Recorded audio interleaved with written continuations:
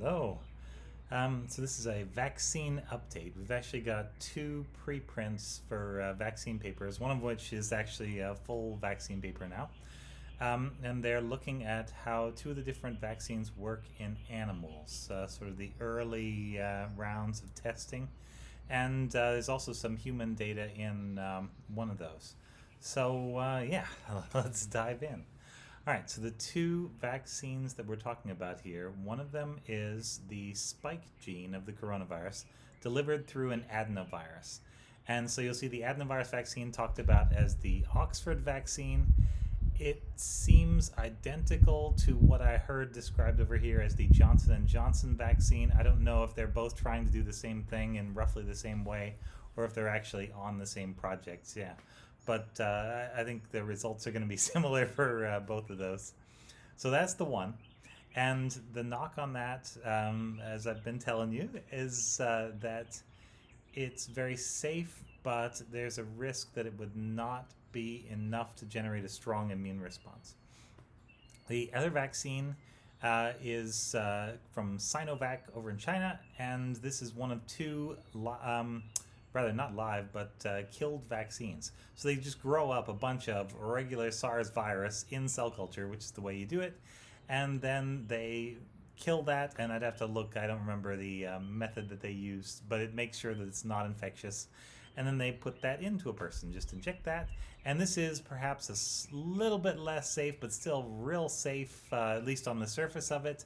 But at least you have more different proteins, and so you can make more kinds of immune response that you couldn't have made with just the other method of delivering one gene all by itself.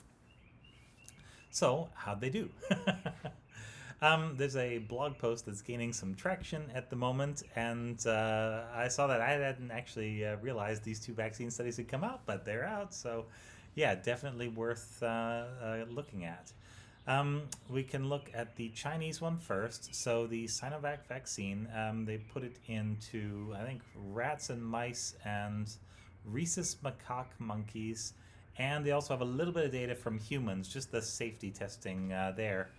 And what they show in these early rounds is that they can get fairly reasonable amounts of neutralizing antibody, which is going to be one of the parts of the immune system that actually helps a lot.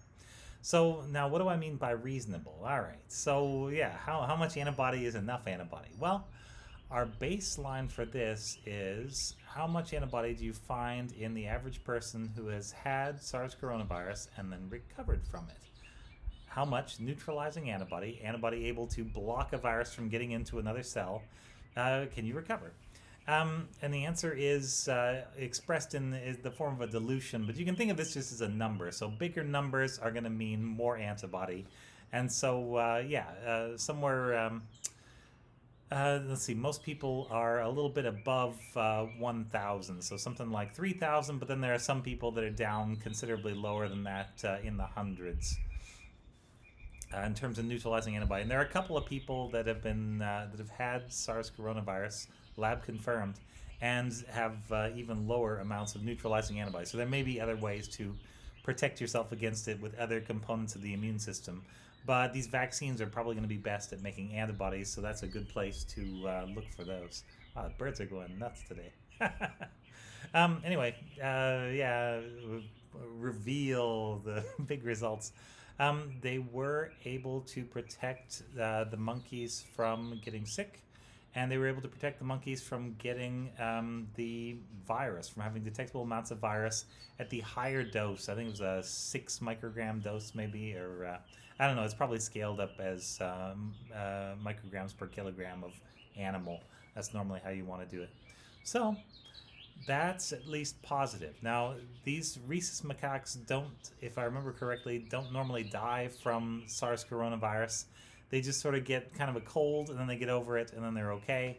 But it seems to have prevented the symptoms, and it seems to have prevented them from actually getting infected, which means it made antibodies. They did their work, and when they looked, yeah, the antibody numbers were pretty good. They're in the hundreds up to just about 1,000, if I remember right. So a little less than you would find in a person who had actually gone through infection. Again, small numbers, yeah. but reasonable to the point where it actually might work. The adenovirus vaccine, though, wow, yeah. They looked at, again, they did it in monkeys and in rodents. And the peak titers that I'm looking at right here, like the highest amount of antibody that they got in there, averaged around 20 compared to thousands that you want. I think the highest one they had was around 60. Yeah, that's not good at all. That's really low for a vaccine that's probably going to be mostly about making good antibodies. So it was safe, and what they show is that all of the monkeys that they gave the virus to after they got vaccinated did get the virus, and some of them did get sick with what looks like the severe form of the virus in those monkeys, and so or macaques, yeah. Um, so there's really not a whole lot of hope for this vaccine, but they are still going ahead with more testing. The idea being that it hasn't killed any monkeys. They don't have any reason to say that it's unsafe, just that it probably isn't going to work. For context, I was looking up, you've heard that cats can be occasionally infected. So I was looking through a paper at all these infected cats, and I'm like, oh, okay, how much neutralizing antibody do cats make? And cats may not need to make any neutralizing antibody to clear this thing. The virus is just not very well suited. But it turns out most cats make far more neutralizing antibody, even in their extremely mild, no symptom disease, than the monkeys made with the adenovirus vaccine. So it's not quite dead in the water yet, but if there wasn't a lot of maybe political will and or money behind this, I think people will be ditching it and going on to the next one. But the other one, the live attenuated, or not live attenuated, but killed vaccine from Sinovac, that's actually got a chance to work. And that's something that could very easily be done here or anywhere.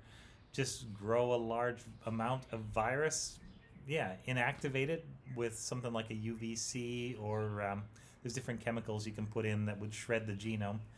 Confirm that it's inactivated, test out your batch, and then that's pretty easy. Yeah, that's the not even low tech. That's almost no tech. Yeah, equivalent. You just got to make sure you can do cell culture safely and try and find a way to scale that up to a lot of people, which will be a challenge. It'll take a lot of money, but it's something that's probably doable. So yeah, a mix of fairly positive news and news that I think at least I was kind of expecting, but at least here it is. Yeah.